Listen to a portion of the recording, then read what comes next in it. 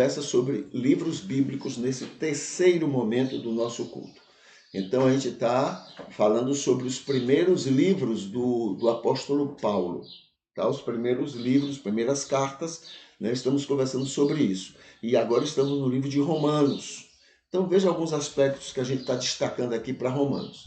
A carta foi escrita no ano 58 depois de Cristo, foi escrita por Paulo, ou Paulo ditando e alguém escrevendo, muito provavelmente foi isso que aconteceu.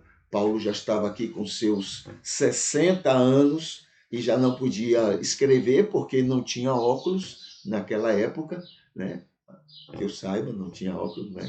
Óculos é uma coisa mais recente. Aí fala aqui sobre, sim, a carta são exortações que ele faz para aqueles cristãos ali, né? São exortações muito interessantes, muito ricas, muito teológicas, tá bom? Foi reconhecido como inspirado, começou a ser reconhecido no cânon do Novo Testamento no ano 80, ou seja, uns 22 anos depois. Faz uma apologia da graça, uma defesa da graça de Deus, né? A verdade é que Paulo está crescendo na sua teologia.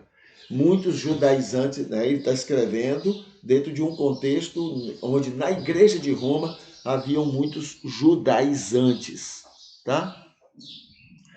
Aí ele fala aqui primeiro sobre a maturidade. Nesta primeira fase, Paulo está mostrando muita maturidade teológica.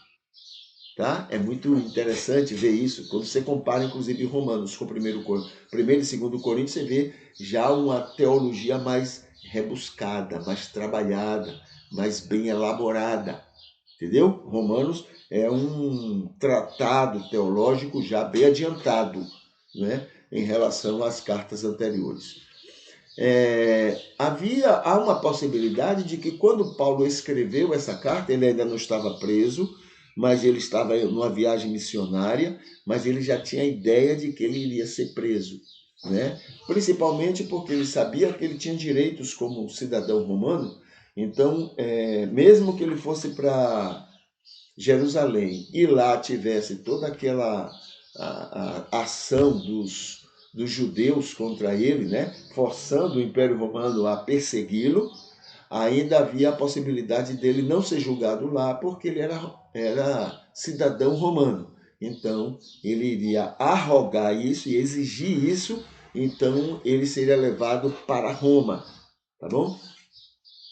Então, havia essa possibilidade, e isso mostra, porque ele começa a dizer, olha, eu tenho muito interesse de estar aí com vocês e tal, né? Tem também um momento onde ele diz assim, olha, eu quero depois ir para a Espanha, eu quero ir além, né? Para fazer esse trabalho missionário, é um desejo que eu tenho.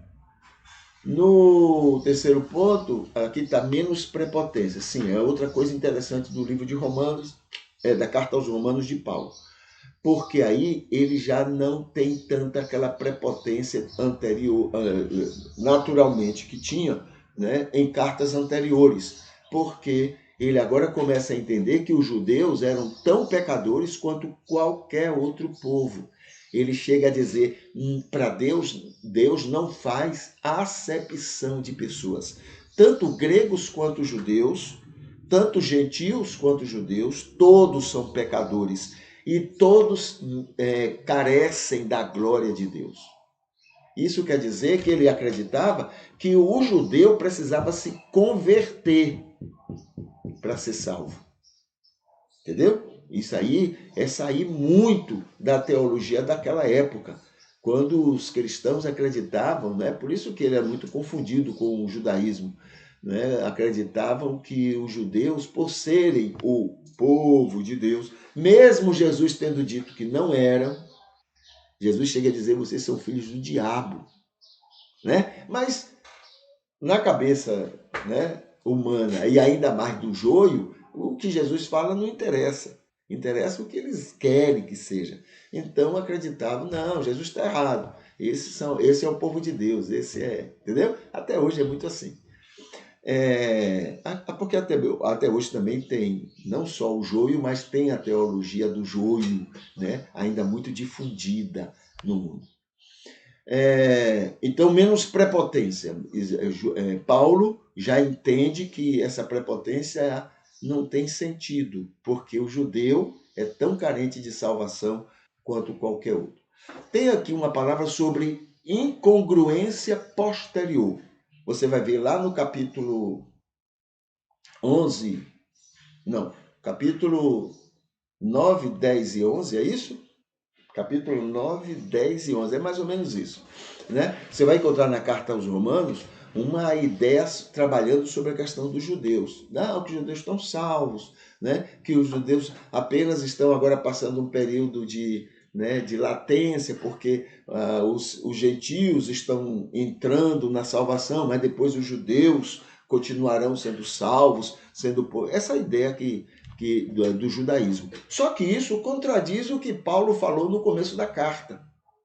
Quem colocou isso, e provavelmente não foi Paulo, quem colocou isso aí não teve coragem de apagar o que Paulo escreveu anteriormente, que ele diz não há acepção. Mas quando chega nesses capítulos, eles vão dizer, não, há uma acepção sim, Deus tem preferência por esse povo, Deus protege, então é uma discrepância teológica nisso aí. Então esse segundo ponto aí, foi Paulo não. Tem alguém aí que colocou esse negócio aí, porque a mentalidade de Paulo, né, a coerência de Paulo jamais permitiria que ele fizesse esse tipo de coisa. Uma hora diz uma coisa, outra hora diz outra, totalmente ao contrário. Então, não tem sentido. Aquilo ali foi colocado por uma mãozinha judaizante, né, para poder manter um status teológico falso que havia de que os judeus, por serem judeus, já estavam salvos. Tá? Aquilo ali, pode esquecer que aquilo ali não tem nada a ver nem com Jesus, nem com o início da carta aos Romanos. Tá bom? Então, esses são pontos que a gente chama a atenção daquela carta.